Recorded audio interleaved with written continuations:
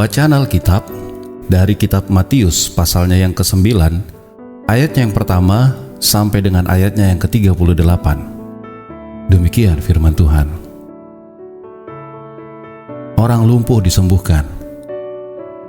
Sesudah itu, naiklah Yesus ke dalam perahu lalu menyeberang. Kemudian sampailah ia ke kotanya sendiri. Maka dibawalah orang-orang kepadanya seorang lumpuh yang terbaring di tempat tidurnya. Ketika Yesus melihat iman mereka, berkatalah ia kepada orang lumpuh itu, "Percayalah, hai anakku, dosamu sudah diampuni." Maka berkatalah beberapa orang ahli Taurat dalam hatinya, "Ia menghujat Allah." Tetapi Yesus mengetahui pikiran mereka lalu berkata, "Mengapa engkau memikirkan hal-hal yang jahat di dalam hatimu? Manakah lebih mudah, mengatakan dosamu sudah diampuni, atau mengatakan bangunlah dan berjalanlah? Supaya kamu tahu bahwa di dunia ini anak manusia berkuasa mengampuni dosa." Lalu berkatalah ia kepada orang lumpuh itu, "Bangunlah, angkatlah tempat tidurmu, dan pulanglah ke rumahmu." Dan orang itu pun bangun lalu pulang. Maka orang banyak yang melihat hal itu takut lalu memuliakan Allah yang telah memberikan kuasa sedemikian itu kepada manusia. Matius, pemungut cukai, mengikut Yesus. Setelah Yesus pergi dari situ, ia melihat seorang yang bernama Matius duduk di rumah cukai. Lalu ia berkata kepadanya, "Ikutlah aku." Maka berdirilah Matius lalu mengikut dia.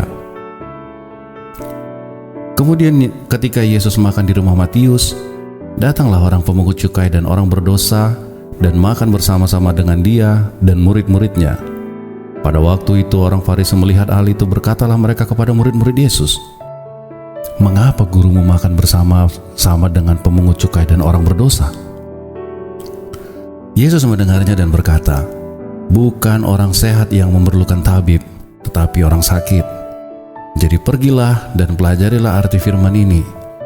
Yang kuhendaki ialah belas kasihan dan bukan persembahan, karena aku datang bukan untuk memanggil orang benar, melainkan orang berdosa." Hal berpuasa.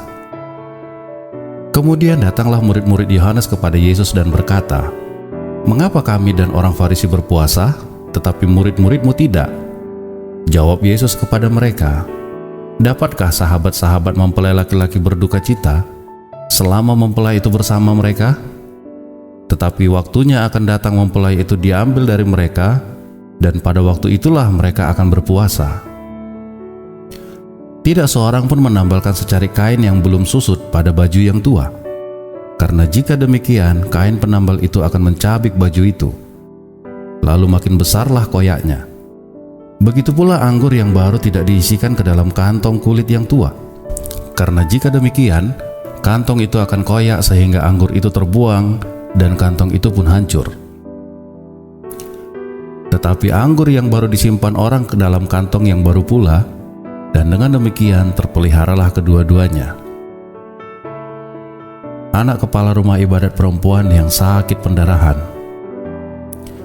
Sementara Yesus berbicara demikian kepada mereka, datanglah seorang kepala ibadat lalu menyembah dia dan berkata, "Anakku perempuan baru saja meninggal, tetapi datanglah dan letakkanlah tanganmu atasnya, maka ia akan hidup."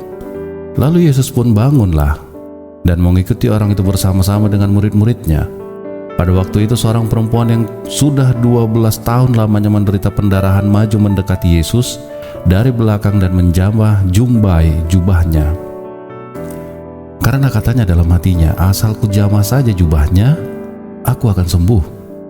Tetapi Yesus berpaling dan memandang dia serta berkata, "Teguhkanlah hatimu, hai anakku, imanmu telah menyelamatkan engkau."